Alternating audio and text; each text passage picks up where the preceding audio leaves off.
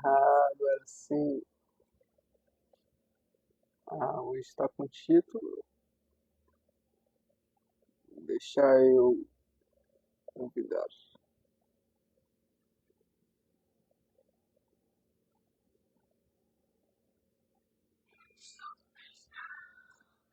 Mas,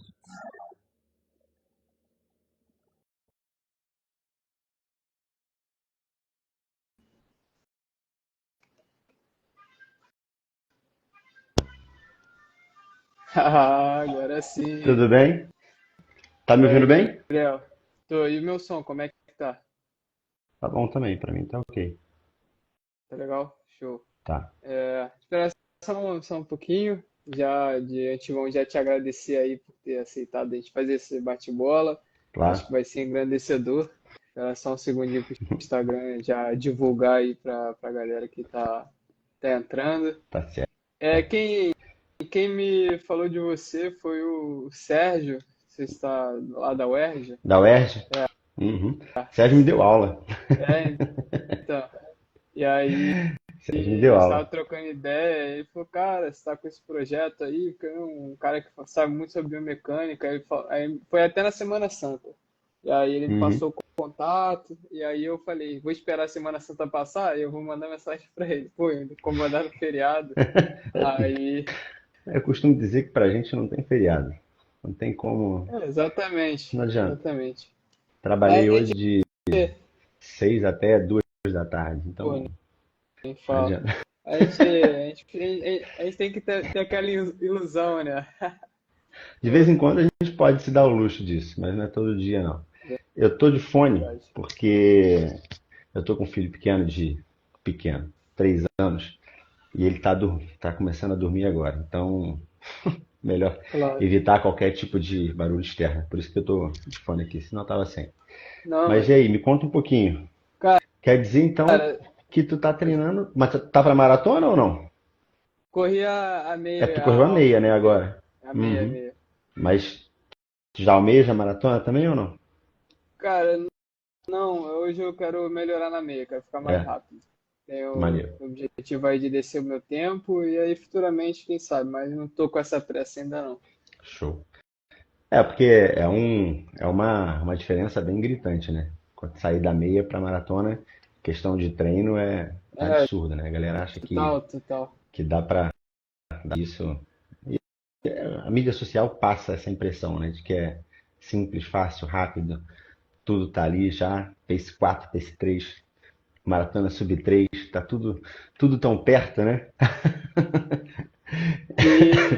E também essa questão de quanto maior, mais a conquista parece que ela é mais engrandecedora, né? Então acaba que, pô, Aham, fiz só 10 quilômetros. Pô, hoje as pessoas têm essa visão, né? Então fazer a maratona por si só, ela parece que é o tesouro. exato. Aí tu faz a maratona já quer ir pra ultra, aí agora ainda mais, não sei se você viu, mas tá com a vindo para o Brasil a Backyard, né, que é uma corrida de 24 horas e com tempo de largada. Então, cara, É. cada vez mais o ser humano indo além, né?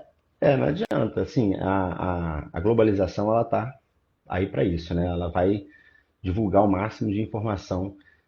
Resta saber o que que você vai fazer com esse tipo de informação, se você vai conseguir filtrar esse tipo de informação. Eu acho que hoje o principal problema é que as pessoas não têm ferramentas suficientes para filtrar uma boa informação, né?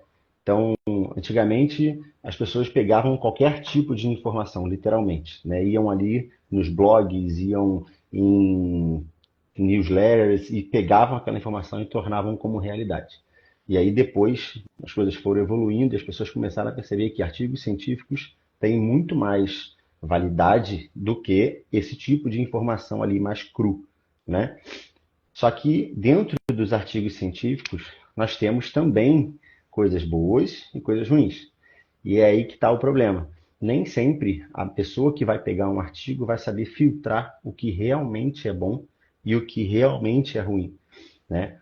Então, entender um pouquinho de metodologia é o nosso papel, meu papel profissional de educação física, seu papel profissional de educação física, né? Não é o papel do leigo que é corredor e que vai começar a fazer essa prática, né? E quando a gente olha, né, de maneira bem grosseira, assim, bem generalista, a gente não vê essa prática baseada em evidência sendo divulgada nas faculdades. Seja pública, seja particular, independente, qualquer que seja, a gente não vê esse tipo de informação.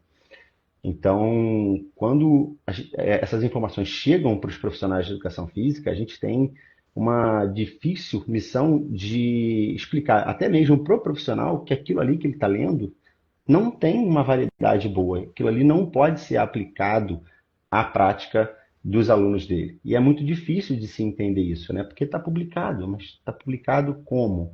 Né? Hoje em dia é muito mais fácil de você publicar numa revista predatória. É uma revista que você vai pagar e ela vai publicar sem o menor tipo de controle, de revisão. Então, hoje em dia tem muita informação ruim, mesmo em artigos científicos. E isso é um problema sério, né? Então, quando a gente começa a falar de corrida, que está em hype, né?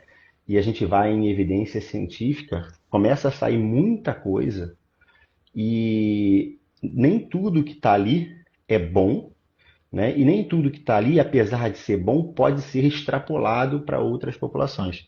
E isso é uma realidade muito clara da corrida, principalmente. Aí eu já vou entrar um pouquinho, se eu estiver pulando, Fica à você me fala. vontade, tá Mas, maravilhoso. mas assim, o que acontece? Quando você olha hoje a corrida, a gente tem duas vertentes muito grandes, muito importantes, que é a performance e a redução do risco de lesão, né? Acho que esse é um ponto importante que eu vou frisar bem aqui agora nesse início, porque a partir daí eu já não vou frisar mais. Mas não existe prevenção de lesão. Você não consegue prevenir uma lesão. Esquece isso, você não vai conseguir fazer isso, né? Você pode fazer o melhor treinamento possível, você pode fazer a melhor preparação possível, o seu aluno pode cumprir todos os papéis possíveis, tudo perfeito, o acaso pode acontecer, entendeu? Pode ser que naquele dia choveu, está enlamaçado, e um cara tropeçou e bateu em você e você se machucou. Você se lesionou. Não dá para a gente prevenir lesão. O que a gente consegue fazer é reduzir o risco de lesão. Como assim reduzir o risco? Pensa o seguinte, você vai acordar hoje. Acordou, né? Então o risco de não acordar já não tem mais. Aí agora, você vai ficar na cama o tempo inteiro. Você vai ser atropelado? O risco é quase nulo. Pode ser que um carro voe e te atropele na tua casa. Mas assim, o risco é quase nulo, certo? Com Agora, se você certeza. saiu na rua, você já aumentou o seu risco de ser atropelado. Quer dizer que você vai ser atropelado? Não. Mas o risco aumentou. Então, é por isso que redução de risco é muito mais saudável e real para a gente falar com o nosso aluno, corredor, né? Porque reduzir risco é uma coisa, prevenir é outra. Quando você fala que você vai prevenir lesão, você está falando que esse cara não vai se machucar. E isso não existe. Então, quando você fala reduzir risco, quer dizer o seguinte: olha só, a gente vai fazer um preparo, a gente vai fazer tudo bonitinho aqui, tudo da melhor forma possível, mas esse risco, ele existe, ele vai ser menor. Ele vai ser menor, mas ele existe ainda, né? Então, essa educação do que é um risco de lesão para o nosso aluno é muito importante. E que, nem, na verdade, nem nós temos, né? Quando você pega, assim, geral da população que é professor de educação física, e isso é para todas as áreas, tá? Não estou falando só da educação física, não. Em todas as áreas nós temos bons e ruins, né? Na verdade, nem ruins, mal preparados, talvez. Eles não sabem o que é um risco de lesão, né? Então, não sabem o que é prevenção de lesão. Então, é muito importante que isso fique bem claro logo nesse início dessa live, né? Porque a gente vai falar aqui sobre risco de lesão, não de prevenção. E também vamos falar de performance, porque elas podem andar juntas. Elas não andam juntas sempre. Elas podem andar juntas, né? Porque nem todo mundo que quer deixar de se lesionar quer performance. Agora, todo mundo que quer performance não quer se lesionar, Com né? certeza. Então, acho Já que deu essas são as uma duas vertentes. esquentada boa aí na live que, pô, é sensacional. E até aquela uma frase famosa que o brasileiro, que pra galera que tá assistindo, tem aquela 99% de sorte e 1% de fé. É, Né? 99% de chance e de- 1% de fé. isso. É alguma coisa Então, assim. assim, E é exatamente é isso. muito importante. É muito importante entender que esse risco está ali, né? Ele pode ser menor ou ele pode ser maior. E aí isso vai depender das condutas que tanto o profissional de educação física quanto o próprio aluno vão tomar ao longo do tempo, né? Então, assim, eu já falei pra caramba aqui, vou deixar você falar um pouquinho. Se você quiser Nada. conduzir aí um pouquinho, você pode ficar à vontade. Não, eu acho que é muito importante fazer essa introdução, até porque quando a gente fala, né, na prevenção, ou tentam vender para você essa prevenção, é te, justamente traz essa semântica de você não vai ter mais riscos, né, cara? E eu acho que isso é muito perigoso porque você entendendo os riscos, você até se sente mais confortável em se expor mais ao exercício. É Agora, isso. quando as pessoas querem controlar de toda forma, né? Até tem muito a filosofia estoica, né, sobre aquilo que controlamos e aquilo que não controlamos. Aham. Então, isso entra muito nessa questão da lesão, né?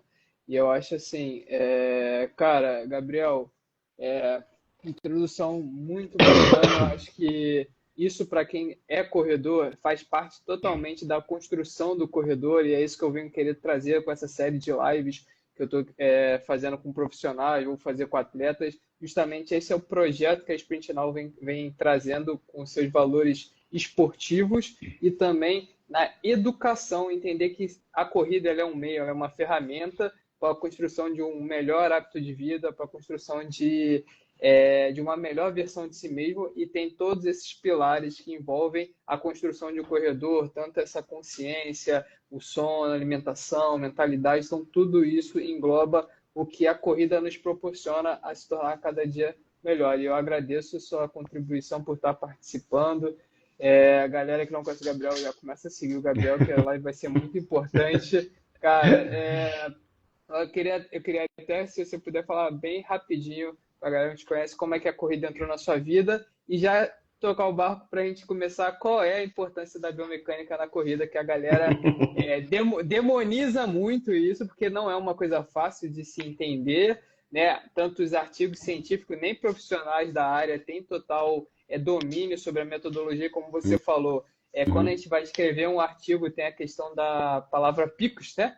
E a gente esquece totalmente o que é picos. Só falar da palavra P, população. E a gente extrapola para todo mundo e esquece essas informações que a prática baseada em evidência ela é muito importante, mas ela nem sempre é clara para quem não está entendendo. Então, Exato. Gabriel, as palavras com você e já pode iniciar por que biomecânica é importante. Então, cara, a corrida ela entrou na minha vida por acaso, por incrível que pareça. Eu sempre fui atleta, sempre nadei durante 15 anos da minha vida. Nadei aqui no Tijuca, Tênis Clube. Depois passei para matemática e passei para educação física. E aí, da educação física, eu já sabia que eu ia lidar com a biomecânica. Durante toda a faculdade da educação física, eu estagiei em biomecânica, como iniciação científica. Dali, eu saí direto para o mestrado, e lá na COP, com engenharia biomédica, falando, e a princípio eu ia falar de lesão de LCA. Só que aí estava tudo pronto, já tinha qualificado, inclusive, para o meu mestrado ser em questões de lesão de LCA, e aí inundou o laboratório da UFRJ, e as plataformas de força que eu ia usar para fazer as coletas de dados foram por água abaixo, e eu tive que, de uma hora para outra, mudar todo o meu projeto. E a única coisa que a gente tinha, eu trabalhava numa época num laboratório de biomecânica, eram avaliações de corredores. E aí eu falei assim, cara, vamos fazer uma avaliação de corredores aqui. Meu orientador deu uma dica para a gente fazer uma comparação de medições da biomecânica da corrida. E aí, a partir dali, eu comecei a entrar de pesado assim nesse mundo, né? Comecei a correr, comecei a praticar, comecei a me avaliar e comecei a ver as coisas que eu fazia de errado. Naquela época, a biomecânica, isso era o quê? 2015, 2014 para 2015, a biomecânica estava no boom máximo da avaliação, principalmente da corrida, e muita coisa estava saindo, então a gente estava começando a descobrir a biomecânica. E eu comecei a me avaliar e vi que eu corria muito fora de um padrão biomecânico ideal, que se julgava ideal na época, né? E aquilo minou a minha cabeça de tal forma que eu falei assim, cara, eu não sirvo para a corrida, porque eu faço movimentos muito ruins e isso não vai deixar com que eu cresça na corrida. E por um bom tempo, até 2022, eu continuei trabalhando com avaliação de corrida, com corredores, né? Trabalhando na preparação física desses corredores, fazendo tudo que eu sempre fiz, mas eu não corria mais, porque eu julgava que para mim aquilo ali não cabia mais fazer, né? E de certa forma eu também julgava os outros, né, no sentido assim, olha só, cara, tem certas coisas aqui que vão impedir você de correr.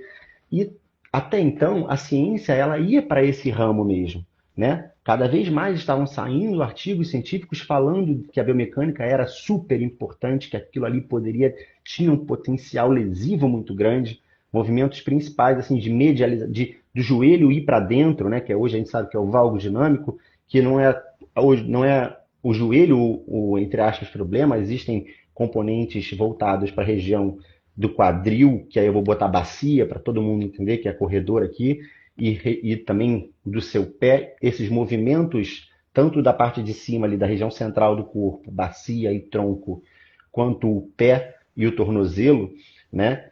Os movimentos ali aumentavam a demanda articular no corpo praticamente inteiro, mas principalmente no membro inferior. Então eu chegava a falar sobre isso com os meus alunos também, porque era o que se dizia na época.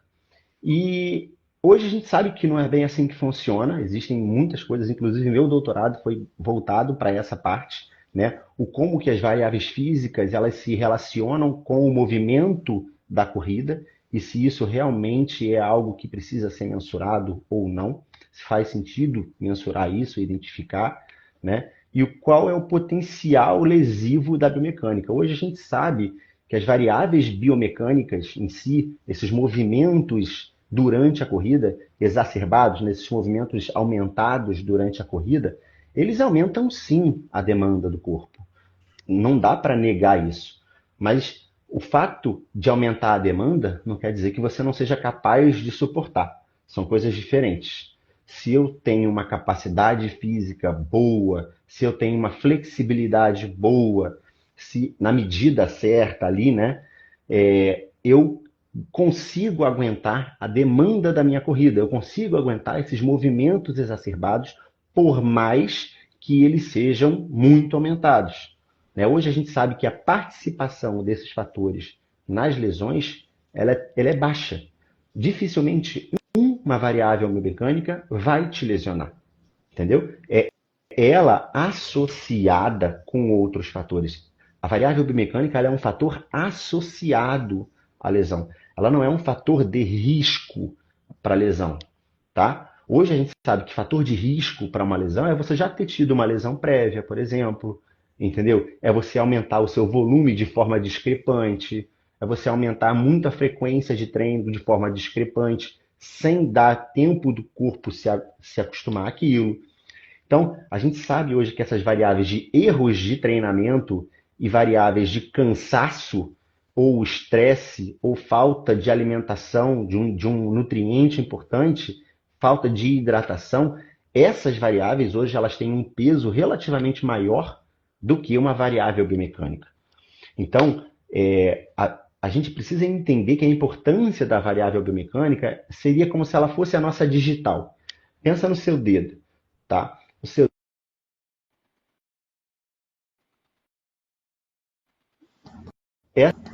essa digital, Voltou. essa digital, ela diz quem você é. Por exemplo, se você olha só assim na sombra do Romário jogando futebol, você sabe quem é o Romário. Você sabe que é o Romário. Você não precisa ter muita.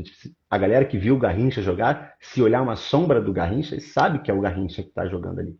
Né? Se você vê o Neymar hoje, você sabe que é o Neymar que está jogando. Então, o movimento dele é como se fosse a digital dele, tá? Então, cada um de nós tem uma digital biomecânica. A gente precisa entender qual é essa digital biomecânica, compreender quais são as demandas que elas trazem para o nosso corpo e perceber se o nosso corpo está preparado ou não para aguentar essa demanda. Se a gente percebe isso, se a gente entende qual é a sua biomecânica, qual é a minha biomecânica, qual é a biomecânica, por exemplo, do Lucas Pereira Nutri aqui, que botou a mensagem aqui, a gente começa a entender o como que a gente pode preparar o corpo desse cara, se ele já não está preparado, para aquela biomecânica. Então a gente passa a sair de uma zona de preciso mudar a forma como eu corro para preciso adaptar o meu corpo para a forma como eu corro. É diferente, é mais fácil e é mais agradável para o nosso corredor. Porque pensa, quantos corredores você tem na assessoria hoje que correm para, de certa forma, fugir para um momento único entre ele, Deus e a pista? Muitos, Diversos. muitos. Aí eu pensa comigo, ele está indo para relaxar, ele está indo para desestressar. E eu chego e falo para ele, você corre assim, você tem que correr assado. Olha, ouve esse bip, bip, bip no ouvido aí para melhorar a sua cadência, para você correr melhor. Pisa com essa parte do pé porque vai fazer você ter mais performance. Olha a quantidade de informação que eu estou dando para esse cara. Ele vai começar a trabalhar na corrida. Porra, não é isso que ele quer. Ele não quer trabalhar na corrida, ele quer fugir do trabalho. E tu está dando mais trabalho para ele. Então ele pode até em algum momento melhorar a performance dele. Mas ele está trabalhando. Ele não está mais, sabe, se aliviando de tensões. Ele está preocupado se ele está correndo com uma cadência de 177 ao invés de uma cadência de 167. Ah, vai pra porra, entendeu? Então, assim, caramba, não faz sentido esse tipo de coisa. Então, a importância da biomecânica é entender quais são as características biomecânicas desse corredor e entender quais são as demandas que isso vai trazer para o corpo dele. O E, é- resto é loró. e essa questão da digital já traz até esse contexto se existe realmente a corrida perfeita, se a gente consegue ir de encontro à corrida perfeita, né, Gabriel? Existe. Só que existem várias corridas perfeitas, entendeu? É aí que tá. A sua corrida é a sua corrida perfeita, sabe? Pensa, eu falo assim, ninguém começa a correr com a corrida perfeita. Ninguém, tá? E aí eu vou usar um outro exemplo. Pensa, por exemplo, que você vai começar a tocar piano, tá? Não sei se você já toca piano, mas assim, se você começar a tocar piano, você vai acertar o acorde da mão esquerda toda hora? Você vai conciliar a coordenação da mão com o pé? A mão direita vai dedilhar certo? Cara, não vai. Você vai ser um merda no início. Eu falo palavrão pra caramba, tá? Então me perdoem aí. Mas assim, Pode ficar à pô, vontade. você vai ser Só um tem a ver. merda. Se você não for um Mozart da vida, um Beethoven da vida, você vai ser um merda. Entendeu? Na primeira vez que você tocar piano. Você vai ser um merda, não tem como. Aos poucos, você vai fazendo o quê? Você vai treinando. E aí você vai entendendo como é que coordena a mão e pé, como é que coordena a mão direita com a mão esquerda, como você senta para não sentir dor nas costas. A sua mecânica do movimento do teclado vai melhorando aos poucos. Se chega um professor e na hora que você está começando, ele começa a te orientar exatamente do que você tem que fazer, pode ser que ele pule etapas do seu aprendizado e você até aprenda a tocar teclado, a tocar piano. Mas você não vai aprender da melhor forma. Que seria o quê? Fazendo sinapses ali, mano. Entendendo aquilo que está acontecendo com você o tempo inteiro. Né? E feedback positivo e negativo, e ajusta para lá, ajusta para cá. Depois de, sei lá, 10 anos tocando teclado, piano, você vai virar um excelente pianista. Né? A corrida é a mesma coisa. Você não vai começar um bom corredor, mas ao longo da prática, correndo, você vai entendendo. Então você vai adquirir a biomecânica perfeita, o seu padrão de corrida perfeita, com o tempo. Pode ser que o seu padrão seja muito parecido com o meu, mas pode ser que não. Tá? Então, a biomecânica perfeita ela existe, ela só demora a ser encontrada. Cada um vai encontrar ela no tempo de prática que fizer. Esse é o ponto para mim. Assim, as pessoas precisam começar a entender isso. Sabe? Eu até postei um Reels hoje falando sobre isso. Falei assim, cara, não é possível que alguém de fora, que nunca me viu antes, não sabe qual é o meu contexto histórico, não sabe tudo o que aconteceu comigo, vai olhar 3 segundos na minha corrida, no meu vídeo no Instagram, e vai falar assim, você corre errado. Porra, mano, não tem como. Corre assim que você vai correr melhor. Isso não existe, sabe? É simplificar um problema muito complexo que é a corrida, E sabe? aí, até o que a gente acabou comentando no direct, essa questão da polarização das ideias, né? A gente acabou de falar que a corrida ela tem um padrão perfeito e um aprimoramento da sua própria corrida perfeita. E aí as pessoas também usam esse discurso para nem desprezar, mas trazer de forma inferior a avaliação biomecânica. Você poderia, então, já que a corrida perfeita não existe, qual é a importância da avaliação da biomecânica para eu poder melhorar, mitigar risco de lesão e melhorar a encontrar a minha biomecânica, né? A minha Então, digital. vamos lá. A sua digital, ela já está aí, né? A gente vai avaliar, a gente vai encontrar. Então, coisas que eu acho que, vendo o que existe hoje de evidência, são importantes de entender. Qual é o seu padrão de contato inicial? Porque quando você entende qual é o seu padrão de contato inicial, você consegue, assim, é uma estrada única que se divide logo depois que você descobre isso. Quando eu estou falando de fortalecimento e risco de lesão também. Quando você entra nesse jogo e o cara entra com o calcanhar, ele vai ter uma demanda muito maior em quadril, joelho e canela. O cara que entra com o médio pé e o antepé, ele vai ter uma demanda muito maior, só um minutinho, ele vai ter uma demanda muito maior para tornozelo, né, tendão calcâneo e músculos intrínsecos do pé e ossos do pé. Então você tem uma alteração do tipo de lesão que esses caras vão ter. O corredor de calcanhar, ele vai ter lesão em joelho, ele vai ter lesão na canela, ele vai ter ali algumas possíveis lesões no quadril, tá? Essas são as principais coisas que o corredor de calcanhar vai ter. O corredor com o médio pé e antepé, ele vai ter mais riscos de lesões de estiramentos em panturrilha, vai ter risco de lesão ali em ter tendinopatia do calcâneo, reações por estresse no metatarso, né? Então, existe uma divisão muito grande ao encontrar o contato inicial, né? Então, quando você pensa no fortalecimento, se eu não sei como você pisa, como você entra em contato, eu posso estar fortalecendo você de forma equivocada, tá? E existe um trabalho que ele não mediu isso, mas que a gente consegue tirar essa informação de forma bem legal, que é um trabalho, vou falar um pouquinho dele, porque eu acho que cabe tudo com o que a gente está falando aqui. Ele avaliou um fortalecimento em dois grupos diferentes e botou um grupo controle. Um grupo de corredor, eram 100 corredores em cada grupo. Um grupo de corredor fortaleceu quadril e core. O outro grupo fortaleceu o pé. E o outro grupo não fortaleceu nada. O que ele encontrou? Ele encontrou que o grupo que fortaleceu quadril e core reduziu em 50% as chances de lesões severas na corrida, em relação ao grupo controle.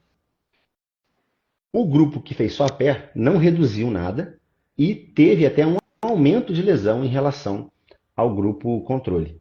Aí você fala assim, pô, mas todo mundo fala que é importante fortalecer o pé.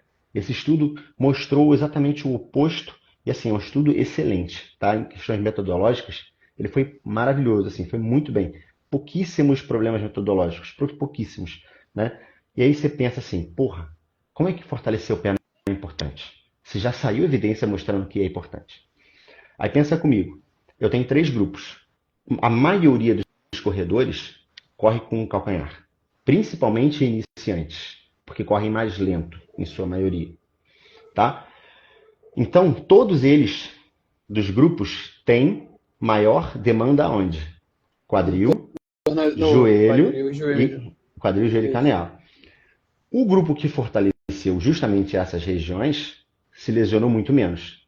Só que esse grupo aqui que só fortaleceu o pé, não fortaleceu essas regiões. Se ele entrava com o calcanhar, muito provavelmente, ele, em teoria, não é que ele não precisava, mas ele precisava menos de fortalecer pé e muito mais de fortalecer quadril e joelho. Entendeu? Então, eu acho que esse resultado, ele foi possivelmente, e aí é uma hipótese minha, né? Assim, não é uma realidade, é uma hipótese minha. Como o artigo não disse qual era o padrão de contato desses caras, a gente não tem como saber. Mas a minha hipótese é que esses caras aqui, por serem corredores iniciantes também, eles também entravam com o calcanhar. Já que estatisticamente a gente tem que 80 a 90% dos corredores iniciantes são corredores de calcanhar. Então, esse cara tinha uma demanda que ele não foi preparado. Ele fez um fortalecimento, mas ele não fez um fortalecimento específico para o que ele precisava. Então ele continuou se machucando igual a esse daqui. Entendeu? Então, assim, isso mostra para mim, ficou muito claro para mim esse resultado, de que se eu não entender a digital biomecânica do meu corredor, eu estou jogando uma moeda para cima num fortalecimento dele. Sim. Eu estou fazendo, ou eu faço um tutão, e aí eu vou demorar tipo 1h30, 1h40 num treino de força para esse cara, e isso inviabiliza, porque eu vou aumentar muito o volume de treino dele, e isso vai competir com o treino de corrida. Então essa não é uma opção boa. Ou eu posso estar fortalecendo o que não é importante para ele. Entendeu? Então é por isso que avaliar a biomecânica é importante. Você vai avaliar para entender qual é a real demanda que ele tem. E a partir daí você consegue mitigar problemas que ele possa vir a ter, fazendo uma capacitação do corpo dele para o que ele realmente precisa. Entendeu? E aí entra exatamente na questão de um dos princípios do treinamento, que é a individualidade, né? Você conhece a pessoa não para dizer, ah, você está errado nesse ponto ou nesse ponto, mas é entender como o corpo dela está É reagindo isso. àquelas forças de reações do solo, como o corpo dela tem que se preparar, as estruturas e o que ela vai receber, né? E Uhum. aí foi daí que você criou seu método CCD. Então, O que que significa CCD? o método de CCD é contato inicial, cadência e demanda. Porque para mim, analisando o que hoje a gente tem de evidência científica, o contato inicial é a segunda coisa mais importante que a gente precisa saber desse corredor, né, antes de qualquer coisa. A primeira é saber a velocidade que ele normalmente costuma correr, porque existe evidência mostrando que a velocidade manda em praticamente 90% das variáveis biomecânicas que existem dentro da corrida. Então, ela é altamente correlacionada com outras variáveis, né? Se ela muda, essas outras variáveis também vão mudar. Então, por isso que um cara que corre, por exemplo, num pace de 7, ele vai ter uma mecânica, uma biomecânica totalmente diferente do cara que corre num pace de 3. Não dá para um cara no pace de 7 querer correr com as mesmas variáveis cinemáticas, que aí é ângulos de articulação, cadência, comprimento do passo, do que um cara que corre na velocidade de 3. É inviável. Não dá. Entendeu? Não dá. Então, a velocidade ela vai mandar em muita coisa. Mas o contato inicial é uma coisa que a gente consegue medir para saber o que, que é. Então, dentro de uma avaliação biomecânica, eu consigo saber se esse cara entra com calcanhar, se ele entra com o médio pé ou se ele entra com a ponta do pé. Esse é o primeiro C do meu método, né? Porque o meu método ele se baseia na avaliação da sua corrida para prescrever o seu treino de força. Eu não tenho como prescrever uma corrida, um treino de força para você sem saber como você corre. E é por isso que eu falo, se você tem hoje um treino de força voltado para a corrida e ninguém nunca avaliou a sua corrida, seu treino de força pode até ser voltado para a corrida, mas não é voltado para a sua corrida. Ponto final. Ninguém vai me convencer de que é voltado para a sua corrida. Pode ser voltado para uma corrida generalista, mas não é para a sua. Né? Então, eu entendi o contato inicial, eu vou precisar entender a cadência. Ah, mas você acabou de falar, Gabriel, que a cadência não tem que ser supervalorizada. Não, eu falei que ela não precisa ser modificada, mas você precisa entender qual é a sua cadência. Pensa comigo, uma pessoa corre numa velocidade de 10 km por hora ou num pace de 6 minutos por quilômetro. Tá? Eu tenho duas pessoas que correm nessa velocidade ou nesse pace. Pode escolher a forma como você quer falar. Se eu tenho uma pessoa com uma cadência menor e uma pessoa com uma cadência maior, essa aqui vai ter maior demanda articular, vai ter maior demanda muscular, vai ter maior carga entrando para o corpo. Isso é indiscutível. Quem tem uma cadência menor, desculpa, quem tem uma cadência maior, vai ter Maior. menos demandas entrando para o corpo. Isso é certo. Porque o comprimento do passo dele vai ser menor. Se o comprimento do passo é menor, você vai ter que fazer menos força de propulsão e você vai ter menos força para absorver entrando E no aí corpo. diminui também o tempo de contato com o solo. Vai diminuir tempo de contato com o solo, você diminui ali algumas variáveis. Agora, não é porque essa cadência aqui ela é menor que esse cara vai se machucar mais certo do que esse. Isso não, essa conta não bate, entendeu? Essa conta não Independente bate. independente da demanda ser maior ou não, isso não é Independente. uma variável Não, para lesão. não, ela é uma variável associada, entendeu? Mas ela não é um Não, fator de risco. isso. Porque, por exemplo, pensa comigo, eu tenho um cara que corre com uma cadência menor. Ele vai ter mais demanda para o corpo. Mas ele é extremamente forte, ele tem uma flexibilidade boa, ele tem uma resistência boa. Esse cara aqui tem uma cadência maior, mas ele é hipermóvel e ele tem uma fraqueza muito grande. A chance desse cara se machucar é muito maior que esse. Entendeu? Sim. Porque esse cara é muito mais capaz fisicamente do que esse. Então, é isso que as pessoas não entendem. É A ou Z. É 8 ou 80. É cadência 165 ou é cadência 180. Não existe isso. Entendeu? O que existe é, se você tem dois caras correndo na mesma velocidade, um tem uma cadência de 160 e o outro tem uma cadência de 170, esse cara que tem uma cadência de 170, ele vai ter menos carga entrando para o corpo, certo?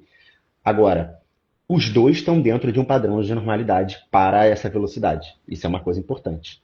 Quando a gente olha na literatura, hoje a gente já tem evidência robusta para dizer que entre 9 e 12 quilômetros por hora, tá?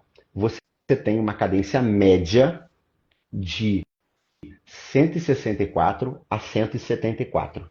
Quando você corre de 9 a 12 quilômetros por hora, e aí seria um pace Até de 5, né? 6,30 até 5, a cadência ela varia de 164 a 174, tá? Na maioria dos casos. Então, aquele cara que está numa cadência de 164, ele está dentro da zona de normalidade. Mesmo se ele corre na velocidade 12. É uma cadência baixa Perfeito. para velocidade 12? Está dentro da normalidade. Esse cara vai ter maior demanda do que o cara que corre na velocidade 12 numa cadência de 177? Vai ter uma demanda muito maior. Vai ter que lidar com isso? Vai ter que lidar com isso. E tá tudo bem. Você já entendeu que ele vai ter que lidar com isso. Você vai tentar capacitar ele. Você pode retreinar a cadência dele? Eu só faço isso em casos muito raros. Em casos quando a capacidade física do meu corredor não é suficiente para impedir que ele fique se lesionando durante muito tempo. Se eu consigo capacitar esse cara fisicamente para ele manter a cadência confortável para ele, eu faço isso. Entendeu? Esse é um ponto. E aí tem o D do método CCD, que é a demanda, que é para mim é um dos pontos mais importantes. O que é essa demanda? É você olhar para a biomecânica, entender qual é a demanda biomecânica que ele tem, e aí isso é um ponto de demanda, olhar para ele e entender quem ele é. Esse cara dorme bem, ele se alimenta bem, ele trabalha muito, ele se estressa muito, ele está em depressão, ele está ele está fazendo muito treino de força e pouco treino de corrida. Ele está fazendo muito treino de corrida e pouco treino de força. Esse cara já se machucou antes. Esse cara não se machucou antes. Ou seja, tem tanta informação mais importante do que a biomecânica, tá? Do que a biomecânica, assim, minuciosa, que eu quero dizer. Ah, ele faz uma eversão. Ah, ele faz um valgo dinâmico. Ah, a pelve dele cai, a bacia dele cai. Ah, o tronco dele está na frente. Ah, oscilação vertical. Mano, oscilação vertical não tem evidência nenhuma de que vai prejudicar a economia de corrida. Muito menos risco de lesão. Risco de lesão não esquece, não tem nem trabalho que fala sobre isso. De oscilação vertical para risco de lesão não tem nem trabalho. Para performance até tem. Mas oscilação vertical, assim, a evidência boa mesmo é muito, muito, muito, muito nula para isso. Então, assim, não vale o preço, entendeu? Não vale o preço. Você vai falar pro cara que ele tá se deslocando 9 centímetros, ele tem que se deslocar 8,3 centímetros. Ah, vai pra puta que pariu. Quem é que vai ficar vendo isso, cara? Porra, não dá, entendeu? Tem muito mais coisa importante para se programar. Vai se programar em fortalecer, vai se programar em dormir direito, vai se programar em se hidratar. Porra, então assim, sabe? Então o meu método CCD é isso: contato inicial, cadência e demanda. Porque isso daqui é muito importante para que eu consiga prescrever para esse cara.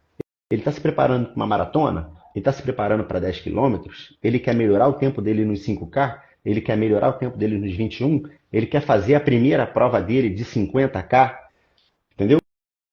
Se o cara quer fazer a primeira prova dele, independente da distância, eu não estou nem aí para a velocidade que ele está. O meu objetivo é cumprir a distância, não é cumprir a distância no menor tempo possível. Então, assim, isso tudo que eu estou falando Perfeito. aqui vai direcionar a forma como eu vou fortalecer esse cara. E estratégias de treino, mas eu vou deixar você falar, que eu estou falando muito aqui. Fala um pouquinho.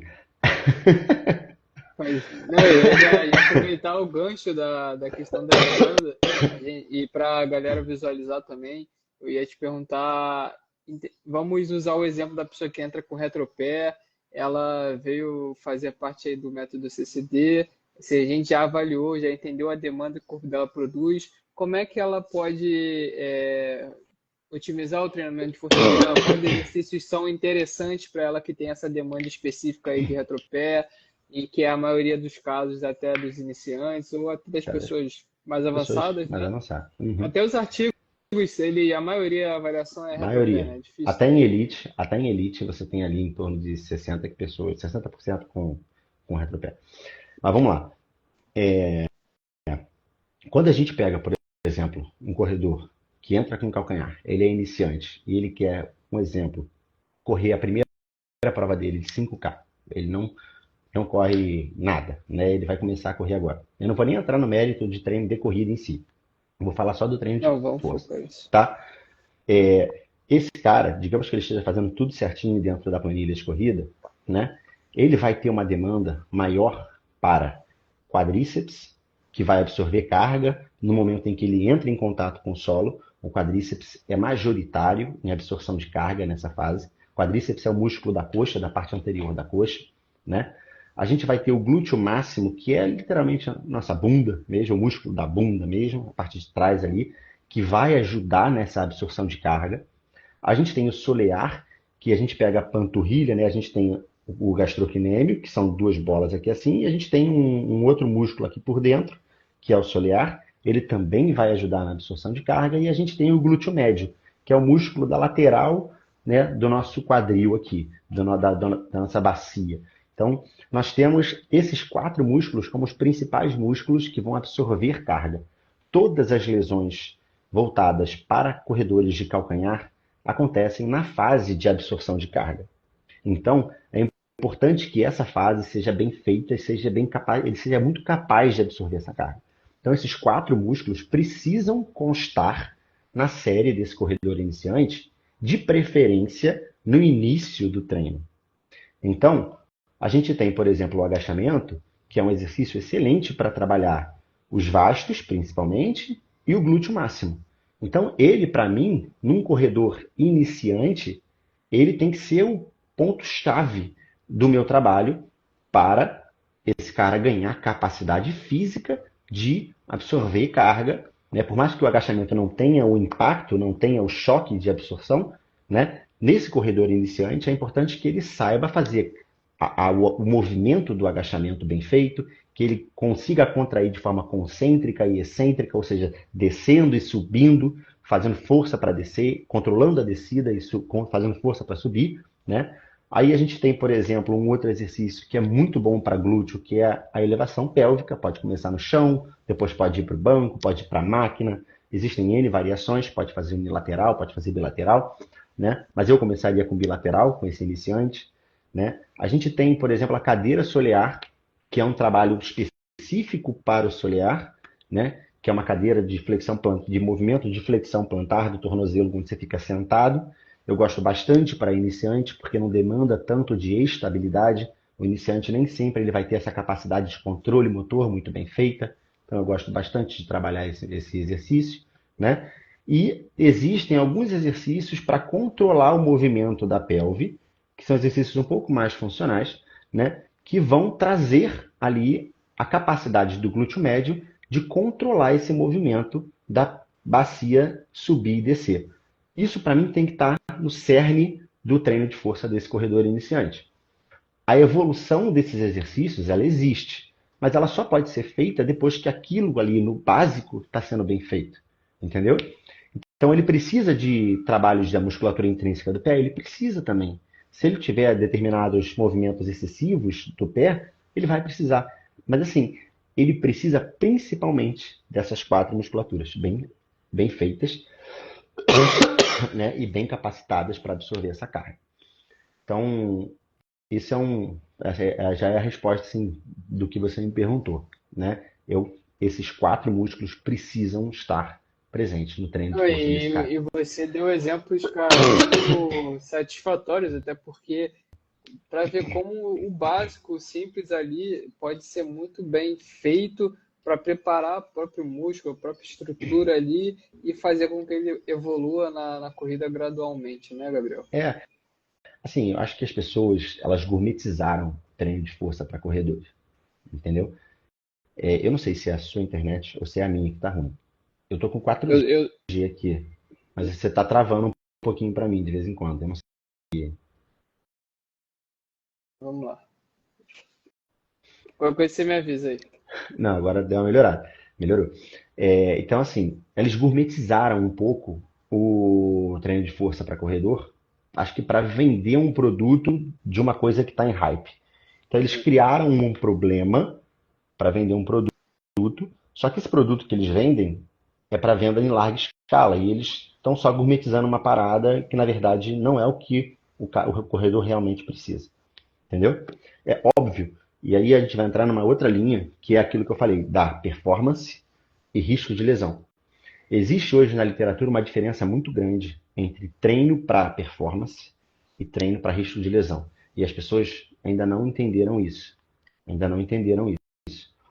O cara que treina pliometria, ele não está treinando prioritariamente para reduzir risco de lesão. Só um exemplo para botar uma fagulha aí. O cara que está treinando pliometria, ele tem que estar com tempo, entendeu? Ele tem que estar com tempo. Porque, assim, não é o principal ponto de um treino para corredor, a pliometria. Entendeu? Ele precisa estar com tempo. Se ele está com tempo para treinar força, beleza. Você associa o treino de força com a pliometria, que é muito bom.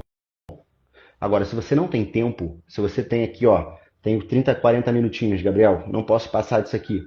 Esse cara, e o objetivo dele é completar uma prova, esse cara nem vai pisar na área de pliometria. Não tem porquê.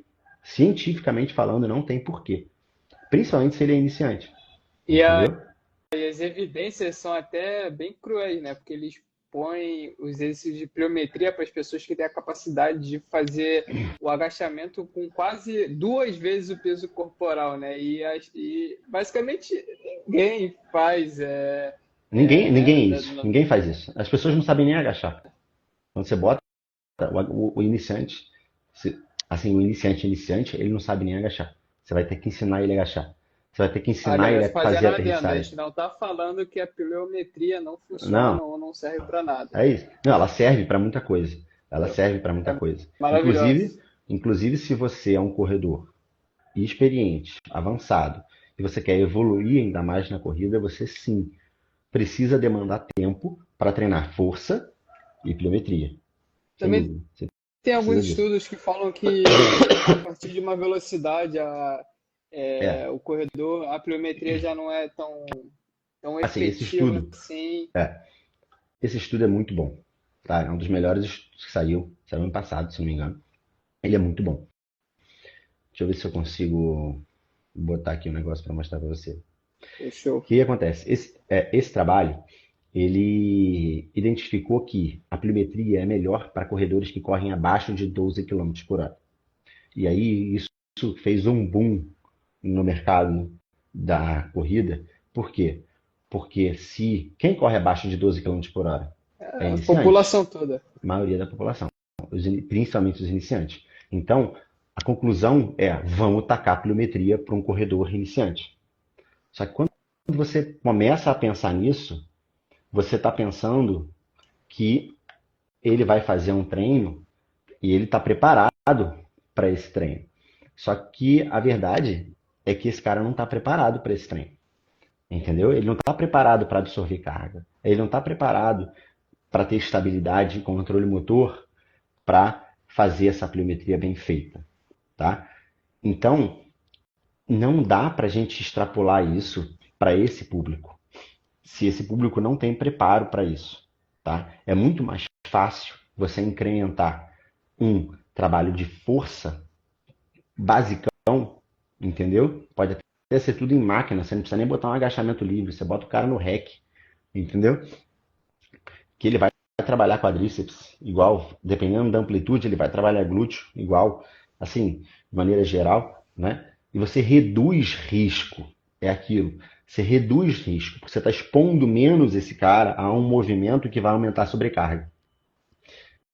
Então, quando você treina um treino de força convencional, ao invés da pliometria, com o iniciante, o que você está fazendo é optar para uma coisa que dá resultado, tanto quanto, e que tem muito menos risco, entendeu?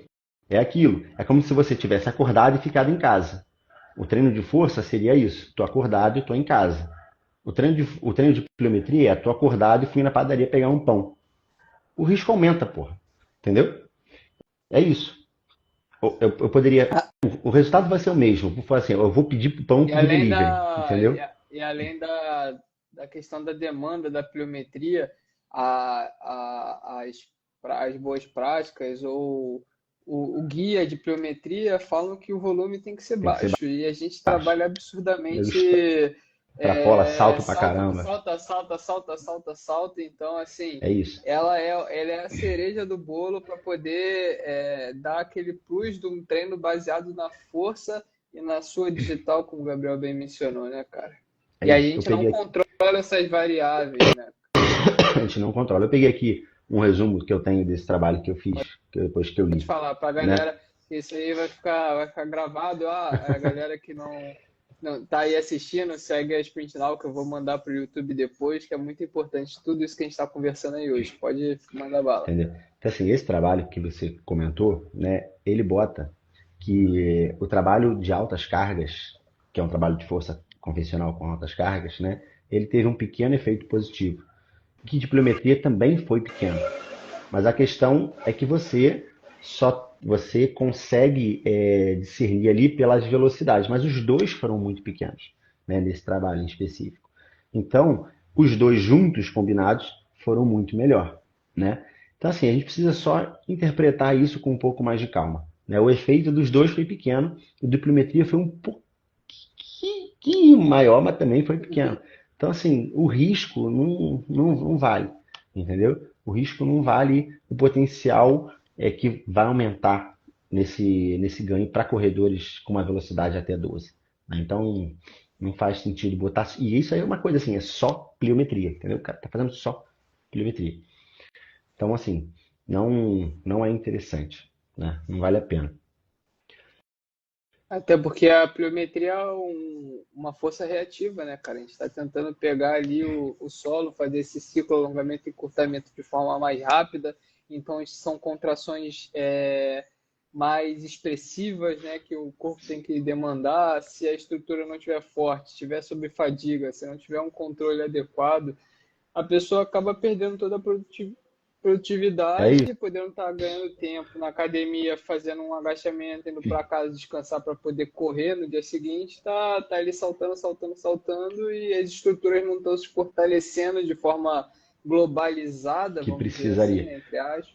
Eu gosto muito Exatamente. para iniciante, quando eu quero fazer algum tipo de trabalho, que eu sei que eu vou ficar muito tempo com aquele cara, eu gosto muito de fazer um trabalho de pliometria de baixa intensidade.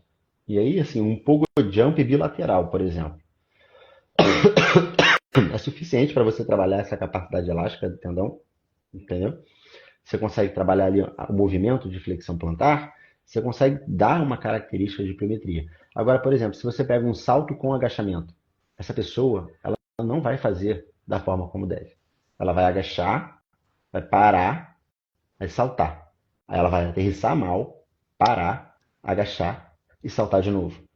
Ou seja, toda a capacidade elástica está indo embora nessa parada do impacto do agachamento mal feito e do salto mal feito. Então não vale.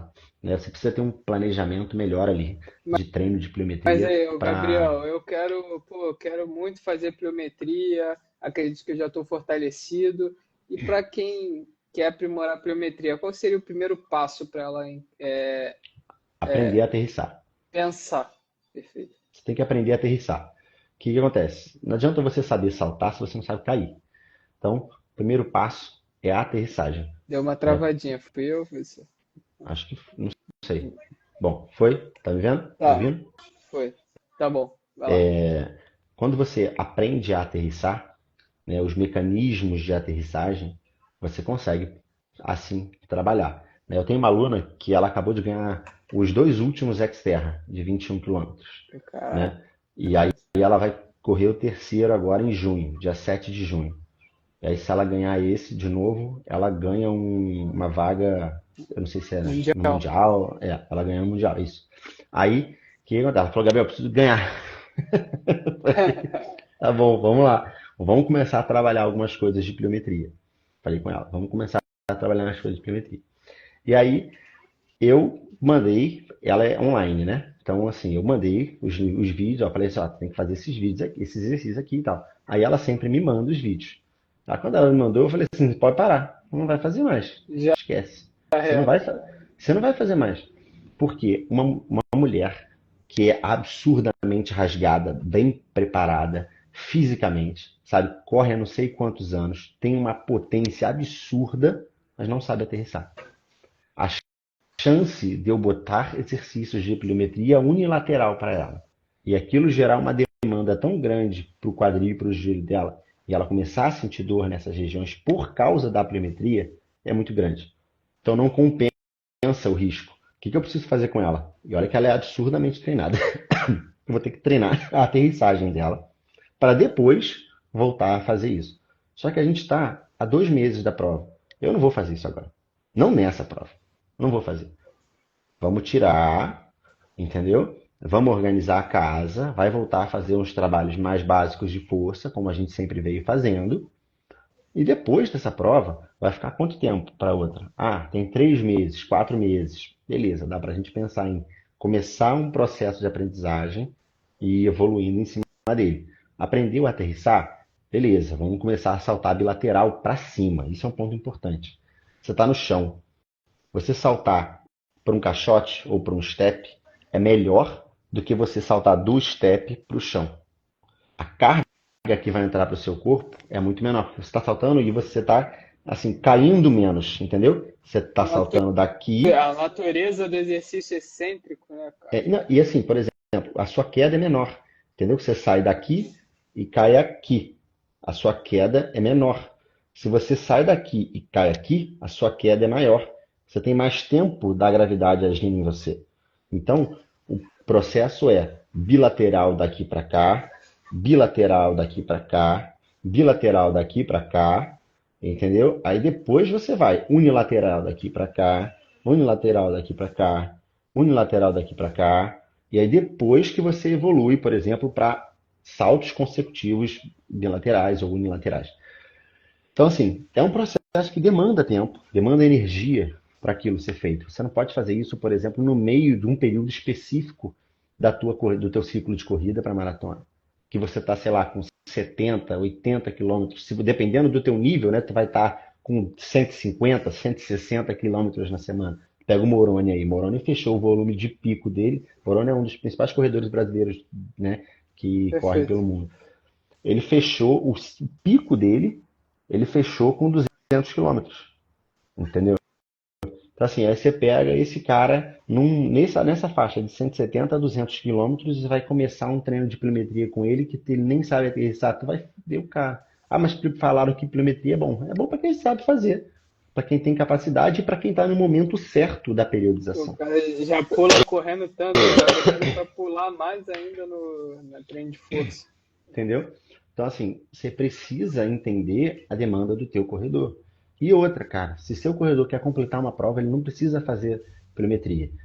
E aí eu vou falar uma parada aqui que pode, vai dar o que falar, mas assim, quem quer completar uma prova, tá? Da minha visão, a minha visão conservadora, tá? Olhando o que os estudos me mostram sobre performance, esse cara não precisa fazer treino de tiro. Ele só quer completar uma prova. Ele não precisa fazer treino de tiro. Ele não precisa, se por exemplo a velocidade dele, um pace dele é 6,30, ele não precisa fazer um treino de tiro a 4,20, a 4,30, nem a 5. Ele não precisa disso. O objetivo dele não é terminar a prova mais rápido. Então ele não precisa conseguir ou ter a sensação de correr mais rápido. Ele não precisa disso. Óbvio que se você quiser fazer isso por variação de treino, ânimo, aderência, cara, perfeito. Perfeito. Pô, o cara gosta. Beleza. Faz um de vez em quando ali para ele curtir, se sentir maneiro, feliz e tal, ver que ele corre, consegue correr rápido, mas ele não precisa. Ele não precisa. As evidências mostram que ele, para terminar uma prova, ele não precisa. Agora, se ele quer performance, ele já terminou a prova, ele quer bater PR, ele quer pegar pódio, aí é outra história. aí é outro Ah, mundo. É óbvio até que porque você vai precisar de outras experiências, né? a adaptação do VO2, ela vem muito com o treinamento contínuo. O problema é que a gente na área, tudo é HIIT, né? Então as pessoas não Tudo é. sabem diferenciar o HIIT do intervalado. Intervalado é Porra, é justamente isso, é isso. um treino baseado com estímulo e pausa. Esse estímulo é relativo à intensidade que você está fazendo. Então, a pessoa iniciante, ela tem que fazer treino intervalado porque ela não aguenta a demanda da É, corrida ainda para ficar muito tempo contínuo. Mas a alta intensidade é outra história, é outro é outra jogo e é parada. outro objetivo também. E as pessoas não entendem isso, entendeu? As pessoas não têm a capacidade de entender que intervalado é uma coisa, tiro é outra. E aí, ela fala, mas eu tô fazendo intervalado. Mas tá fazendo intervalado em que velocidade? Aí tu vai pegar, porra, mano, tá fazendo no Z9 dessa mulher, desse cara, entendeu? O cara tá lá na casa do caralho, tá morrendo, botando a boca pra fora. Pô, mano, não dá. Não dá. Esse cara, ele é chance altíssima dele se estrupiar, entendeu? Vou E ir pra fazer o Tabata. fisioterapia. Pô, mano, Pô, não tem não, e como. Não tem assim, como. a natureza do esporte, além de você entender a sua biomecânica, é um complexo, né? O corredor, o tipo de ação muscular que ele está fazendo, a velocidade de contração, os músculos envolvidos, a própria demanda de um hit, se a pessoa não estiver preparada, a chance de fazer uma contração voluntária tão forte que o corpo ali não está. Tanto que a maior incidência de lesão em jogadores e em sprinters é a posterior Posterior de de coxa. coxa, cara. O Posterior de coxa. músculo biarticular que está agindo com quase um estilingue, um está de um lado puxando, o outro encurtando. Aí, Então a gente tem que ter muito cuidado e tentar vender, pô, você tem que se esforçar, você tem que treinar, dar o seu melhor, mas, cara, um treino inteligente, intervalado, aumentando devagarinho, como você falou, você vai completar sua prova, até porque isso vai ser suficiente para preparar o seu corpo a aguentar a demanda e vai aumentar seu VO2, porque vai aumentar. a gente, pô, eu Vai aumentar. acho que eu não tenho esse dado, posso estar falando besteira, mas o VO2 lá na elite que ele começa a parar de ser algo diferencial É isso. no contínuo, né? E aí já são Uhum. outras adaptações, É né? isso. Que vira economia, por isso que os caras fazem autorrodagem, não para aumentar o volume sistólico, É. né? A E cavidade, a eu hipertrofia. costumo dizer, para todos os meus alunos que chegam com reação por estresse, para mim, eu costumo dizer o seguinte: pensa o seguinte, você hoje corre 5 quilômetros num pace de 6, tá? Se você começar a treinar volume e aumentando o volume com calma, sempre no pace de 6, óbvio que você vai variando ali os estímulos, faz um intervalado um pouquinho mais rápido e tal, mas assim, o seu pace contínuo sempre ser 6. Quando você chegar em 10 quilômetros correndo a 6 e você for fazer uma corrida de 5, você vai correr a menos de 6. Sem pensar em querer correr a menos de 6. Quando você correr 10, você vai correr 5 a menos de 6. Estipular aí 5,30. Aí você continua correndo, você continua treinando, sem se expor a um risco muito alto, continuando com o seu pace em 6 nos volumes mais altos, né? E aí você chegou em 15 quilômetros correndo a um pace de 6. Com certeza você vai correr 10 a um pace de menos que 6. Com certeza você vai correr 5 num pace próximo a 5. Quando você chegar em 21, você vai correr 15 num pace abaixo de 6. Você vai correr 10 num pace perto de 5 e você vai correr 5 num pace abaixo de 5. E você passou essa sua trilha toda sem se preocupar com o pace, só se preocupando em correr mais. E automaticamente o seu pace nas corridas mais rápidas diminuiu sem se expor ao Sim. risco. Eu não estou falando que você não pode fazer tiro, eu não estou falando que fazer isso vai te expor a um risco que você não precisa, entendeu? Você não precisa. Para correr mais rápido, você não precisa treinar mais rápido. Você precisa treinar mais. É por isso que o Moroni treina 200 quilômetros na semana no volume de pico para fazer uma maratona em 2,20. Por isso, Né? O entendeu? cara corre 200 para correr 42, né? É isso. cara, eu acho que essa charada, não é charada, é porque é o simples, né? Acaba que não traz muito brilho nos olhos. Mas, cara, você tá correndo ali mais tempo na mesma velocidade, você tá aumentando o tempo de exposição. E aí, quando você vai correr algo menor, você tá muito mais apto e aguenta e se arrisca, sua capacidade aeróbica já melhorou, né? O seu tendão já está fortalecido para poder aguentar Vai ali mais aguentar. tempo correndo, É, né? Então, perfeito, eu concordo. você falou um negócio, você falou assim, isso não tem tanto brilho, isso não tem tanto glamour e não sei o quê. É engraçado isso. Assim, as pessoas realmente buscam esse glamour, esse brilho, né? Agora, eu falo assim, a minha pergunta é simples. Qual é o seu objetivo? Ah, eu quero correr 21K.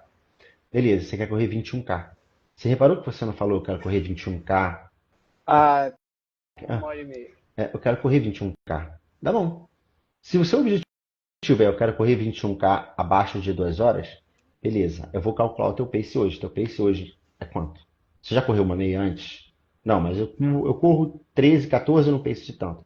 Tá, nesse pace a gente não vai conseguir fazer abaixo de 2 horas. Então eu já te digo, olha, na minha visão, de forma segura, hoje você não completa essa prova abaixo de 2 horas daqui a 2 meses.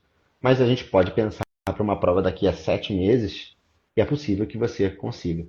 Entendeu? Você consegue programar baseado nessa faixa de volume? Você consegue dar um. Desculpa.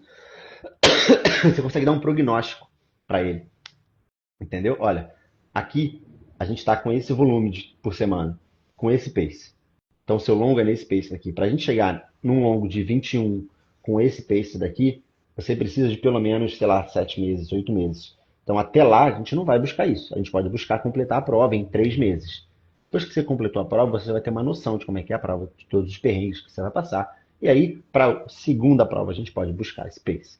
Né? Você explica para ele, você educa ele nesse ponto, você conversa com ele. Né? E a outra coisa é, beleza, você quer ter ali o glamour de correr a 4h30? Hoje você consegue, mas pode ser que você fique 3 meses parado porque Qual o você pegou uma preço, né? reação por Qual o estresse. preço Qual o que você preço? está disposto a pagar? Qual o preço? Sim, não, e exatamente a construção de um corredor é justamente entender que isso é para tornar um hábito de vida, de trazer benefícios além da performance. A performance ela é importante, mas a alto, né? Alto, sim, Em sim, performance sim. a performance interior faz muito jus ao que ela tá capaz naquele momento com o que ela pode atingir lá na frente. E aí as coisas vão se desenrolando. E aproveitando, pegando o gancho das pessoas, que a maioria das pessoas não sabem aterrissar. E a maioria das pessoas buscam esses novos super tênis, tênis de placa, que não é que aumentam a velocidade da pessoa, mas ele aumenta a confiança da pessoa em arriscar essas velocidades maiores. E aí, já pensando que elas não sabem aterrissar, o tênis de placa melhora a corrida dessa galera, que tem evidência sobre lesão, tênis de placa, Tá, porque falam, vamos comecei a lá. usar tênis de placa, pô, comecei a sentir dor, não melhora, melhora. Tênis de placa melhora a performance de corredores de elite. Ponto final. O que a gente tem de evidência hoje é que em corredores homens de elite, não posso falar de mulheres porque não tem estudo falando de mulheres. Corredores homens, tem aí uns 5, 6 estudos falando, e assim, tudo com N pequeno, de 10, 15, 12 pessoas, tem uma melhor performance com tênis de placa. Tá? Para eles faz sentido. Numa maratona, eles vão ter ali um ganho de 50, 60 segundos, até 70 segundos. Para uma maratona e um corredor de elite, isso faz diferença. Então, para eles, justifica isso. Né? O cara que corre hoje com um tênis de placa, que ele é iniciante ou intermediário ali, que é um corredor de prova tradicional, recreacional, ele também vai ter uma melhora. A gente não sabe de quanto, mas ele também vai ter uma melhora. Essa sensação de melhora é real, tá? Você tem ali uma melhora não diria na economia de corrida, mas assim no tempo de prova, tá? Você vai ter uma Nossa, melhora sim. Agora pensa comigo, você não disputa nenhum troféu, você não disputa pódio, está disputando contra você mesmo, tá? Vale investir R$ 2.000 para ganhar, sei lá, 10 segundos, 20 segundos numa prova? Na minha concepção, não vale, tá? Na minha concepção, não vale. Eu não posso dizer hoje que isso aumenta o risco de lesão, porque não existe evidência falando que aumenta ou não o risco de lesão. Então, eu não posso dizer isso, tá? Você pode, por exemplo, falar assim, na minha prática, dentro da minha consultoria, eu tenho, sei lá, 200 corredores. Dentro desses 200, 150 fizeram e se machucaram. Tá bom, é na sua prática, entendeu? Na sua prática. Tudo bem, na sua prática. Você não controlou nenhuma outra variável. Você não controlou o volume, você não controlou a intensidade, você não controlou nada. Você só viu um cara usando e não usando. Só que eu te pergunto, o cara que usa um tênis de placa, depois que ele começa a usar, ele vai correr num pace mais rápido, né? Um pace mais baixo. Provavelmente ele vai correr um pouco mais de quilometragem. Então, ou seja, ele está aumentando duas vias de treinamento ao mesmo tempo. Porra, será que não é isso que está lesionando? Eu antes corria 15K num pace de 6. Hoje eu corro 25 num pace de 4,5, 5. Cara, aumenta o volume Entendeu? e a intensidade Aumenta, junto pela entendeu? sensação de De capacidade que o tênis capacidade. gerou. É isso. Então, assim, na verdade não foi o tênis, né? Foi o aumento de volume, o aumento da intensidade. Agora, por exemplo, tem gente que bota um tênis de placa, e os tênis de placa, assim, questões práticas, eles têm realmente menos, alguns, outros até têm mais, mas tem menos área de contato, né? Eles são tênis menos estáveis, mais instáveis. Então, por exemplo, um cara que corre com um calcanhar e mete um tênis de placa e não tem uma boa estabilidade de pé, pode ser que ele comece a fazer movimentos exacerbados com o pé e não está preparado para aquela demanda. E aí pode vir, mas não foi tênis de placa. Se ele pegasse um outro tênis que fosse tão instável quanto e fizesse o mesmo movimento, isso poderia gerar lesão também. Então repare, não é a placa, tá? Não é a placa. São as outras variáveis associadas àquela nova variável que entrou, que juntas geraram uma demanda mais alta que o corpo estava acostumado a aguentar. Entendeu? Então, eu sempre falo o seguinte: você quer usar um tênis de placa? Ele é confortável para você? Você sente conforto ao usar? Sinto. Você tem dinheiro de sobra para pagar? Isso não é um sacrifício que você está fazendo? Não, eu quero. Você quer? Quero. Faz o que você quiser, mano. Vai, entendeu? Agora, comprou um tênis de placa, ou pelo menos usou um tênis de placa, e sentiu que aquilo ali não tá bom para você, vende, doa, faz o que você quiser, mas não usa. Entendeu? Você tá vendo que tá ruim. Você tá vendo que tá te machucando, que tá assim, tá gerando desconforto, que você tá desconfortável correndo. Quem corre desconfortável se machuca. Entendeu? Vai compensar em outras estruturas e isso vai dar merda lá na frente. Então não faz sentido, sabe? Não faz sentido. Quer investir em alguma coisa? Investe num bom profissional para te acompanhar em tênis, num fortalecimento. Investe num bom profissional para te acompanhar na tua evolução de planilha de treino de corrida. Investe num bom nutricionista, numa boa nutricionista, entendeu? Investe, sei lá, num bom médico, numa boa médica de esportes. Investe num bom psicólogo, numa boa psicóloga, sabe? Investe em você, não no equipamento. O equipamento ele vem para te dar conforto, tá? Então, por exemplo, por que você usa um relógio? Por exemplo, eu tenho vários alunos que compararam o Garmin porque o treino vai direto para o Garmin. Ele não precisa ficar editando o treino ou se lembrando de parar ali. Isso é conforto. Quando ele para de se preocupar com isso, ele fica mais confortável em se preocupar com a corrida. Um bom short que seja estável para você botar, por exemplo, seu telefone, tua chave, teu gel, tua hidratação, te dá conforto. E aí você não se preocupa mais em ficar correndo com o celular na mão, correndo com a hidratação na mão. Cadê minha chave? Vai estar o celular balançando no short, entendeu? Então assim, o equipamento ele vem para ser confortável, te dar conforto. Se você quer gastar dinheiro, gaste dinheiro com algo que vai te trazer conforto. Só. Entendeu? Só. O óculos. Vai baixar o pace por quê? Porque em vez de ficar correndo assim, porque o sol tá batendo na tua cara, tu vai correr de boa. Entendeu?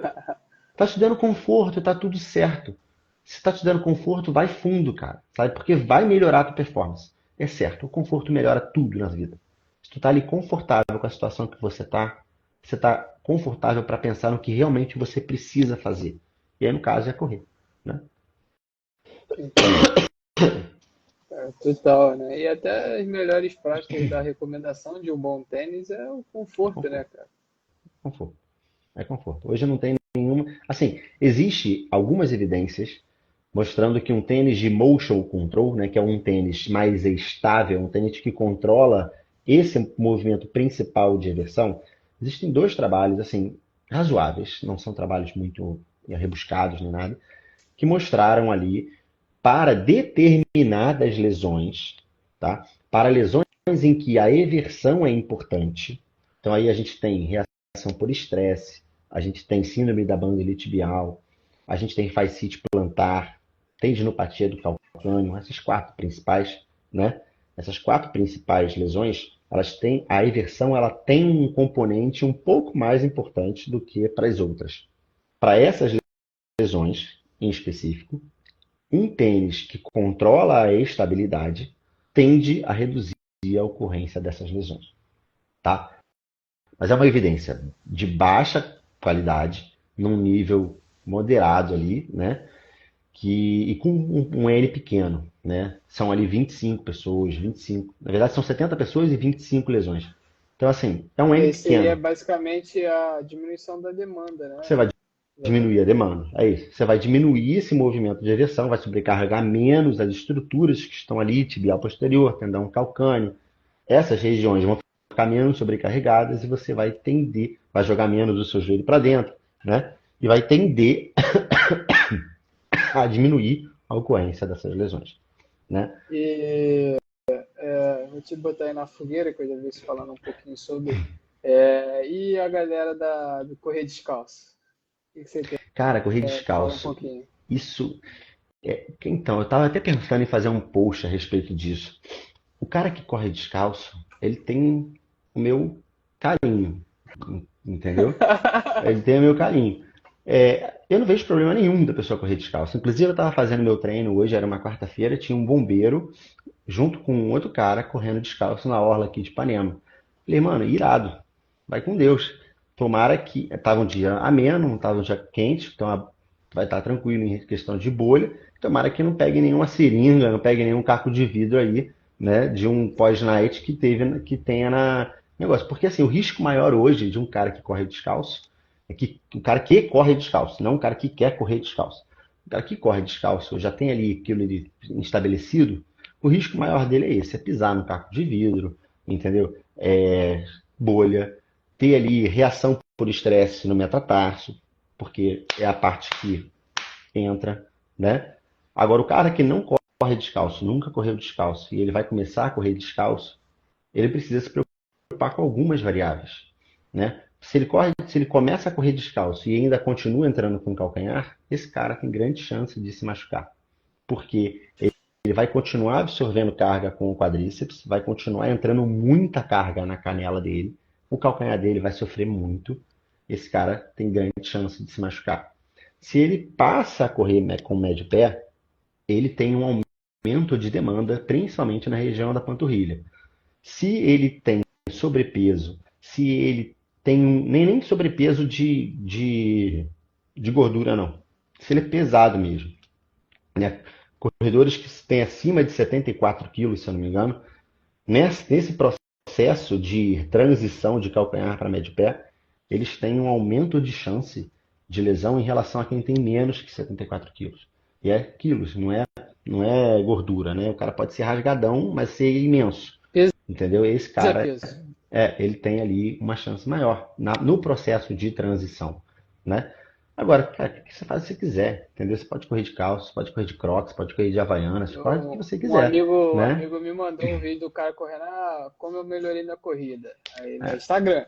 Aí ele vai lá e Eu mostra ele já sei correndo. quem é o perfil. Aí comecei a correr descalço, melhorei. Aí ele me mandou isso, eu falei, manda ele fazer treino de tiro descalço. Aí se ele não pode, né? Ele pode ter treinozinho correndo, porque, cara, Ele pode até fazer, cara.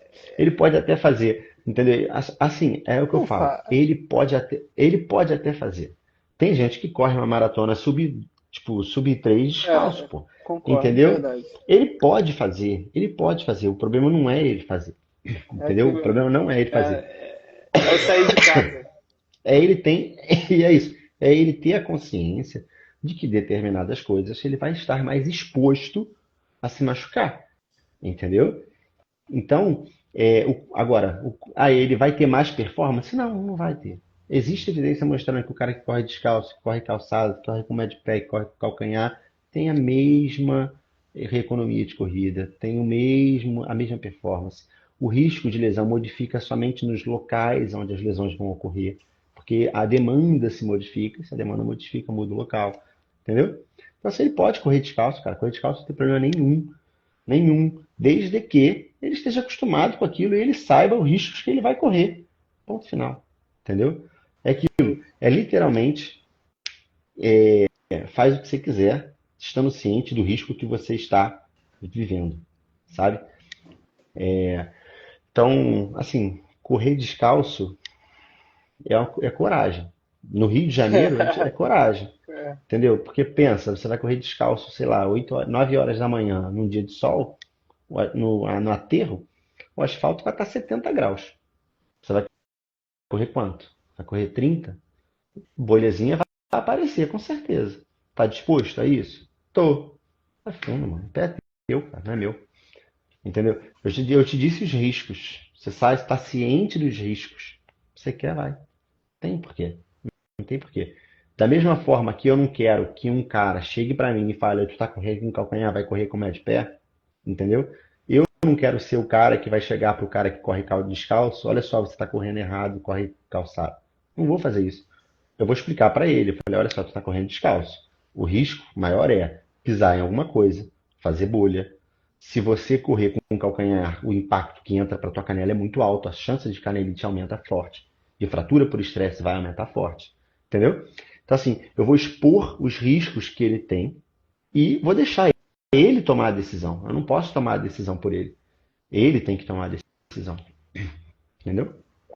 Até perfeito. porque esse cara que corre descalço, se eu botar ele para correr de tênis, se ele sempre correu descalço, se eu Pode botar ele para ser, correr de tênis, ser, ele vai se machucar.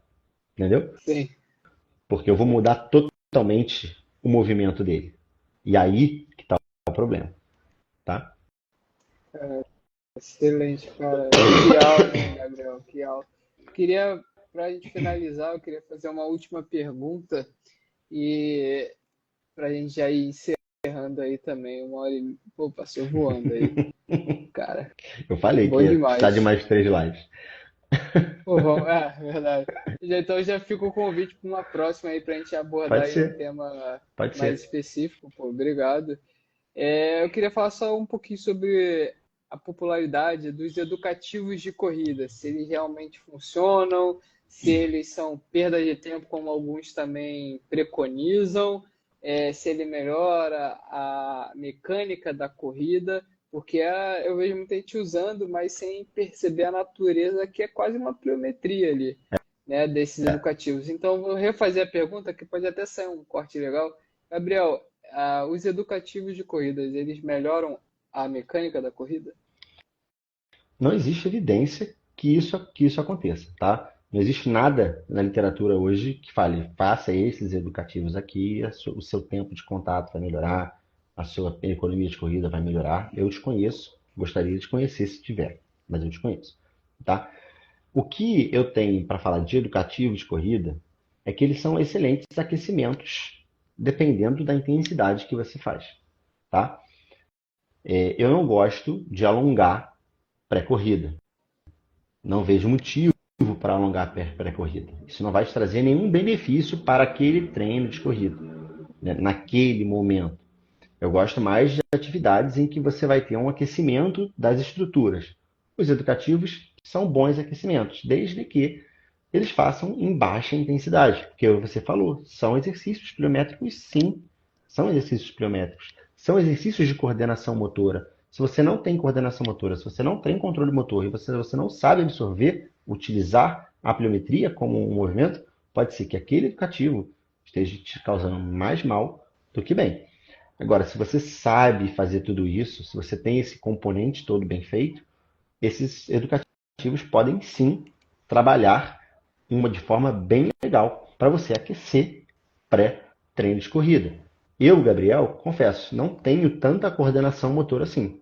A minha pliometria é razoável, a de baixa, a de baixa intensidade, né, que é o que os educativos fazem. Então, o que, que eu faço? Eu troto e caminho, troto e caminho, troto e caminho, o quanto eu acho que é suficiente para eu estar aquecido. Normalmente, dá 2 minutos de caminhada, 1 minuto de trote. 2 minutos de caminhada, 1 minuto de trote, 2 minutos de caminhada, 1 minuto de trote. Isso, para mim, é suficiente para eu estar muito bem aquecido para uma prova ou para um treino. E eu contabilizo esse meu aquecimento como literalmente o meu aquecimento pré-treino. Então, normalmente dá 1 quilômetro aí, tá? Normalmente isso dá 1 quilômetro para mim. 2 minutos andando, 1 minuto de trote, dá 9 minutos, né? 3 estímulos, isso dá em torno de 1 quilômetro para mim. Então eu já entro na parte específica logo depois desse início. Mas isso sou eu. Pode ser que você não se encaixe nesse aquecimento. Eu tenho um aluno que não se encaixa nesse aquecimento. Fala, Gabriel, eu não gosto de trotar e andar. Eu prefiro só trotar.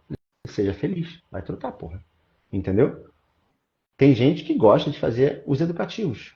Vai fundo, porra. Faz os educativos. Você se sente bem depois que você vai correr, depois que você vai para correr? Me sinto ótimo, Gabriel. Eu vou depois. Então faz, mano. Não vou ser eu que vou falar para não fazer. Entendeu? Não traz nenhum malefício se bem feito. Não faz. Agora, chegar e falar, você vai correr melhor, mais rápido, mais bonito, porque você fez um educativo, não vai, porra. E aí vem a pergunta assim, mas pô, os caras da elite dos 100 metros rasos, dos 100 metros com barreira, os 200 metros rasos, 200 metros com barreira, fazem isso na pista. Porra, você corre 100 metros rasos? Não, então não fode, porra. Tu quer correr 5K, entendeu? Tu quer correr 10K, tu quer correr 20K, tu quer correr 40K, tu quer correr 60K, não interessa o nível que você vai correr. Você não quer correr 100 metros rasos. Então não compara essa porra com um cara que corre 100 metros rasos, entendeu? Não é esse exemplo que você quer. Ah, mas os quenianos lá no Quênia fazem pliometria e educativo de corrida e eles correm 42K. Você é um queniano, mano? Você não é um queniano, cara. Não adianta, é um contexto diferente, entendeu? O cara que ficou, sei lá, 30 anos da vida sentado, não fazendo nada, resolveu correr e quer fazer um educativo.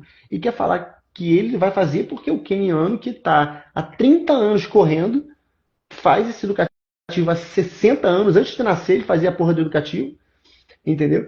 E aí não dá para comparar contexto, porra. Não dá, entendeu? Não tem como. E não existe evidência mostrando. Se não existe evidência mostrando, tu não vai me convencer que é melhor, pô. Ah, mas os meus anos de 20 anos de treinador de corrida falam que sim, porra. Bota esses anos no bolso, mano. Essa é a tua experiência, não é a experiência de um estudo bem conduzido, bem controlado, bem feito. Então não vou ligar para isso, entendeu? Então assim, Perfeito. para aqueles corredores de elite que ali, cara, qualquer milésimo de segundo, ajuste Pode fazer técnico faz diferença. diferença. Entendeu? A diferença do primeiro colocado pro oitavo colocado, às vezes, é 10 centésimos de segundo, mano. Porra. Entendeu? Ali, tudo bem. Ali, tudo bem. Beleza. Você vai me convencer que qualquer coisinha que você possa ajustar, que vai fazer o cara pegar um pouco menos de arrasto, que vai poder fazer o cara ganhar um pouquinho mais de propulsão, vai fazer com que ele ganhe. E eu não vou discordar de você. Mas esse não é o caso de 99,9% das pessoas que falam que o educativo melhora a corrida, porra. Entendeu? Então não vem com esse papo pra cima de mim que não vai dar certo, Perfeito. tá? Até porque o treinamento exige tempo, né? A pessoa passa 5 minutinhos fazendo educativo ali Bom, e já espera melhoria na mecânica. Não, pode fazer uma sessão à parte e tudo mais, e vejo também de forma equivocada as pessoas muito iniciantes, que a condição aeróbica ainda é muito baixa, cara, ficou saltando ali e já começa o é. treino Aí quase de começa morto. pegada. É isso, É, começa morto. exatamente. Então, assim, é Eu acho isso. que Você tem que ter preparo e aquilo tem que te fazer bem. O ponto principal é esse. Volta na linha do conforto. você precisa estar confortável para começar o seu treino. Então, o aquecimento pré-treino, ele é para te dar conforto no treino. Se você não está confortável na hora que você termina o seu educativo, se você está cansado, se sua perna está fadigada, se você não está se sentindo bem, aquele educativo não surtiu o efeito que você queria. Então, vale a pena ser feito. Além de ter uma demanda metabólica por ser grande grupo muscular ali, Sim. o calor, a temperatura corporal já sobe demais, É, então E se você não começa tem o treino coordenação, já tudo fica. ferrado. E se você não tem coordenação, você vai gastar energia para coordenar, entendeu?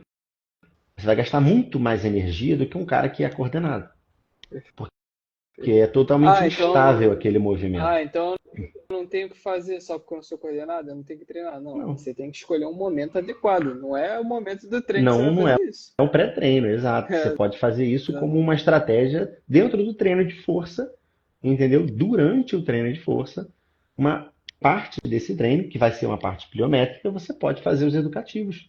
Tá ótimo. Escadinha de agilidade, né? Porque todo Pode mundo, ser, pô, pode fazer, entendeu? São algumas coisas que você pode incrementar no treino de força que vão trazer um efeito benéfico e que não vão prejudicar o seu treino de corrida, perfeito. entendeu? Não Esse deu era o tempo, objetivo, cara. ó, não deu Fala. tempo da gente falar, que eu acho que é uma coisa que vale uma live só sobre isso, tá? Que é o seguinte: qual é o tipo de treino de força que eu vou fazer para performance e qual é o tipo de treino de força que eu vou fazer para Verdade. risco de lesão. E era a Acho que minha isso última vai. pergunta, só que é algo que vai Não, demandar tempo. eu vou falar durante 40 minutos aqui. Então já vou